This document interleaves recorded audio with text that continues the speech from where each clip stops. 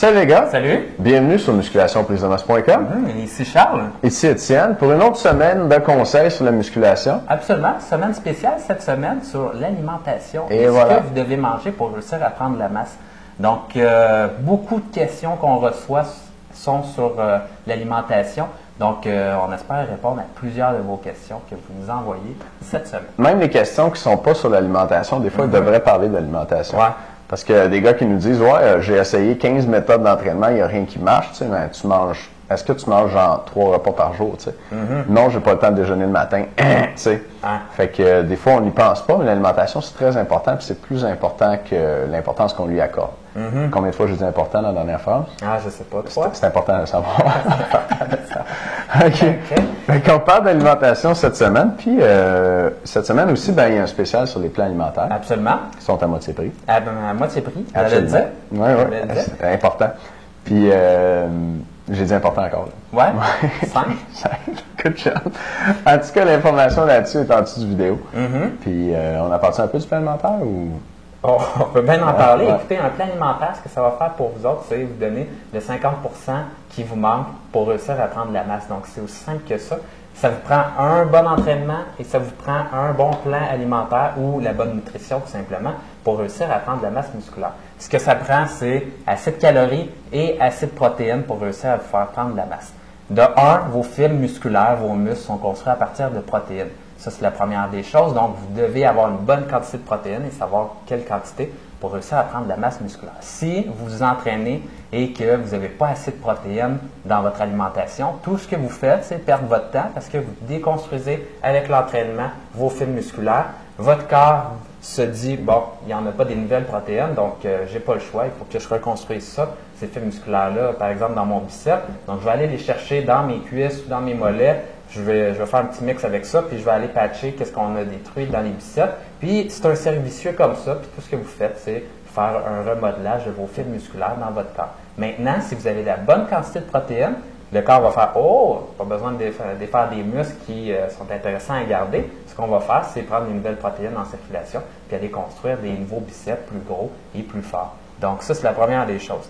Ça semble assez intéressant, hein? Oui, Surtout que ça ne tente pas trop de perdre notre temps au gym, donc c'est déjà un bon point. La deuxième chose importante, c'est avoir assez de calories dans votre alimentation.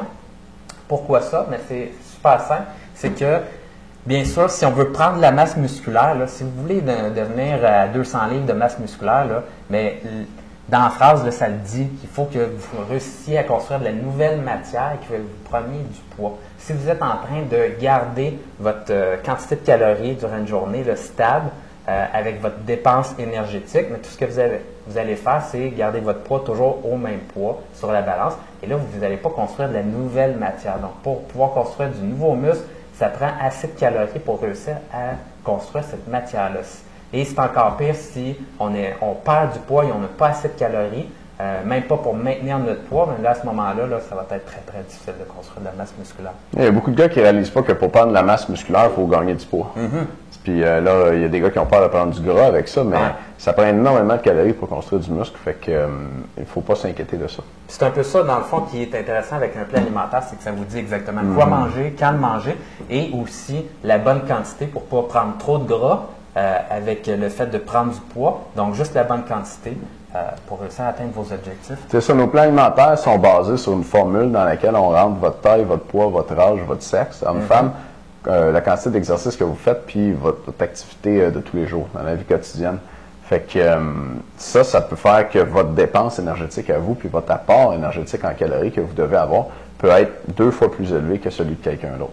En fait, ça varie là, chez les athlètes d'élite, puis on va en parler un petit peu plus tard cette semaine. Oui, ça va être intéressant, ça. Il y en a qui vont manger jusqu'à 12 000 calories par jour. C'est le cas de Michael Phelps, puis on va voir ça cette semaine.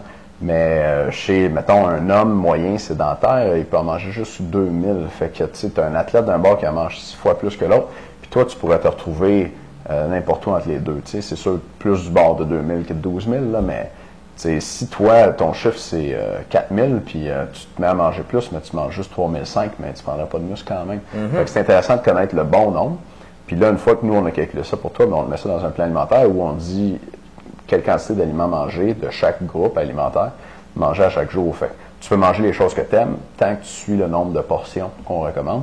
Puis là, tu es sûr d'avoir la bonne quantité de calories pour prendre la masse. Oui, parce que c'est certain qu'il faut prendre plus de calories. Par contre, si on fait juste se dire, bon, je vais me mettre à manger plus de calories, il y a des jours que vous allez être capable de le faire, il y a d'autres jours où vous allez vous dire, ben là, j'ai pas le temps, aujourd'hui, je mange pas assez. Donc, ça va varier comme ça avec le plan alimentaire. Ça vous permet d'avoir un régime strict. Comme un programme d'entraînement, dans le fond. Si tu vas t'entraîner au gym, pas de programme, tu n'auras pas les mêmes résultats que si tu le fais avec. Même chose que le plan alimentaire. Bon, mais on a une prendre question une nous question. autres, puis la question est en lien avec le sujet aujourd'hui, donc on va lire ça. OK. Alex de Trois-Rivières, 18 ans, membre avec nous. Merci Alex. Merci, Alex. 2 ans d'expérience en musculation, 5 et 9 et 160 livres. OK? Sa question, salut les gars, ma question est, j'ai acheté votre programme d'alimentation et j'ai remarqué que c'est dur de le suivre à la lettre car, par exemple, moi, normalement, je n'ai jamais faim le matin. OK? Bon point. Comment faire pour manger autant si je n'ai pas faim? Dois-je me forcer et aussi cela veut-tu dire que je dois absolument me lever de bonne heure le matin pour manger tout ce que je dois manger? Ce qui veut dire que je ne peux jamais dormir longtemps vu que je dois me lever tôt pour avoir assez faim pour tout manger. Ouais, c'est assez compliqué. Merci les gars, vous êtes le seul site de musculation que je fais affaire car vous répondez toujours bien à ce que je demande. Continuez de même.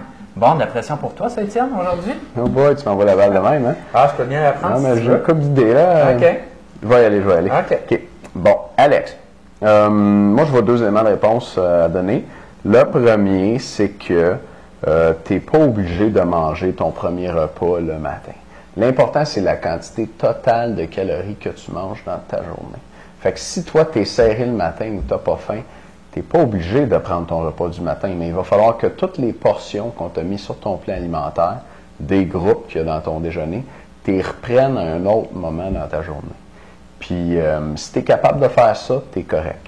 Le problème, puis c'est le cas pour beaucoup d'ectomorphes, ça, c'est des gens qui n'ont pas naturellement très faim.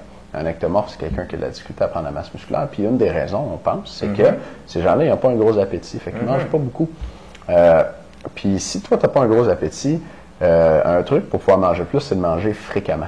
Parce que sinon, si tu décides de, tu sais, mettons, tu sautes ton déjeuner, puis tu dis, ah, je vais me reprendre au lunch, puis là, à ton dîner, tu as 2 repas à manger devant toi, là, avec genre 6 assiettes, là, mais tu ne seras pas capable de faire tout rentrer. Tu n'as pas assez faim pour ça.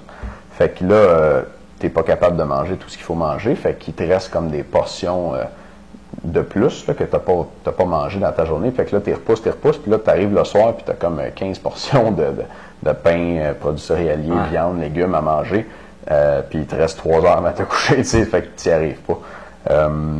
Donc, si c'est ton cas, ça, tu es mieux de te forcer pour manger ton déjeuner. Bref, tu as 2 choix. Tu peux ne pas le manger, mais il faut que tu sois sûr de reprendre tes portions le reste de ta journée. Puis si tu es ectomorphe, ça pourrait être difficile pour toi. Bien, écoute, c'est certain aussi que si tu te couches tard, mais tu n'as pas besoin de te lever de bonne heure et de faire des journées énormes. Là. Ton dernier repas va être plus tard, ton premier repas va être plus tard si durant la journée. Et tu ajustes ça selon tes heures où tu es debout.